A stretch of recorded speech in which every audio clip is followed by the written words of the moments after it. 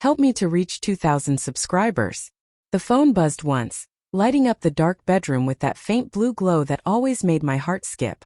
Lena, I'm at Mia's place. Don't wait up, we're having wine and movies. For a moment, I stared at the message, blinking against the bright screen. My pulse slowed then quickened again. An instinctive rhythm I'd come to recognize. The kind that whispers, something's off. Lena rarely stayed out late. And when she did, she always sent a photo, proof of her laughter, the soft clink of glasses, a casual wish you were here. But tonight there was only that one text. Short. Too short. I typed back, okay. Love you. Then hesitated. Deleted it. Instead I wrote, tell me I said hi. A long minute passed. 2. The typing dots appeared, then vanished. No reply.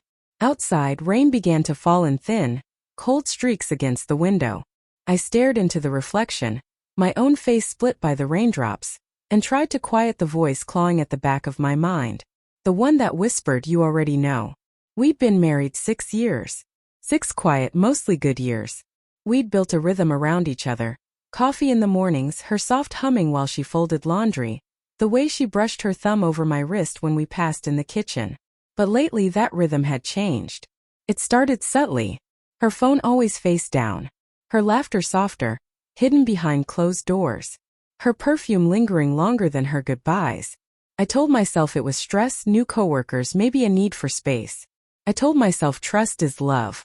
But trust, I was learning, can also be the most fragile illusion. At 10:43 p.m., I sent the text that cracked everything open. Funny. I just ran into Mia at the store. She said she hasn't seen you in days. It wasn't true. I hadn't seen Mia in weeks. But the moment I hit send, my chest tightened with the electric pulse of something primal. Fear, anger, anticipation. The message showed delivered. Then nothing. 10 minutes later, my phone lit up again. I'm coming home. No emoji. No explanation. Just that. When the door opened, the smell hit first. Rain, yes, but underneath it, the faint, musky scent of someone else's cologne. She stood in the hallway, hair damp, mascara streaked, breath trembling. She didn't speak at first. Neither did I. The silence between us was louder than any scream could have been. Finally, she whispered, "You shouldn't have done that." Her voice was soft, almost broken. What exactly did I do, Lena? She looked down, clutching her purse like it could save her. You made me feel cornered. I panicked. I laughed, sharp, bitter. Panicked because you got caught lying? Or because you couldn't keep your story straight? She looked up then, eyes glassy. Because I didn't want to hurt you. It was almost cruel how gently she said it. She confessed in fragments. A coworker. Dinners after work that just happened. Conversations that blurred into something more. She swore it hadn't gone too far, that it was emotional. That she'd been lost. I listened. Every word was a blade turned slow. You could have told me, I said quietly. We could have fixed it. I didn't want to lose you, she said. I just needed to feel wanted again. There it was, the truth beneath the pretty excuses. The ache in my chest wasn't just betrayal. It was recognition. I had felt it too, the quiet drifting, the numbness of routine. Maybe that's why it hurt more. Because part of me understood. The rain had stopped by midnight. She sat on the edge of the couch, head in her hands, while I stood by the window watching our reflection in the glass, 2 ghosts of who we used to be. What now? She asked, voice barely audible. I don't know, I said. But I think honesty starts tonight. She looked up, wary. What do you mean? I took a breath. I mean, I'm not going to be the version of myself that just absorbs your guilt.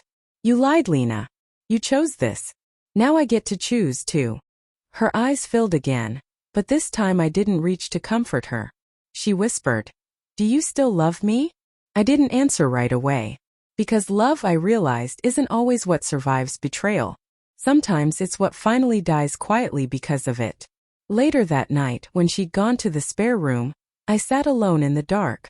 Her phone buzzed once on the counter, lighting up with a name I didn't recognize. Evan. I didn't touch it. I didn't need to. The light faded and I stared at the screen's reflection, realizing something strange. This wasn't the moment I lost her. That moment had happened long ago, somewhere between late work nights and unspoken silences. I was just finally seeing it.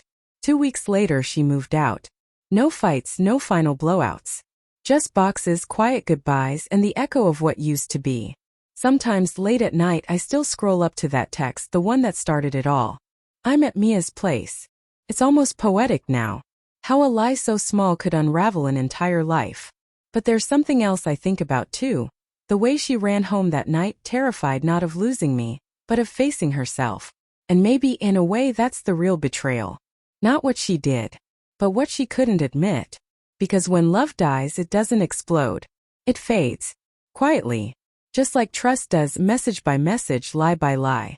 And in that silence you realize, sometimes the truth doesn't set you free. It just leaves you standing in the rain, finally seeing what was there all along.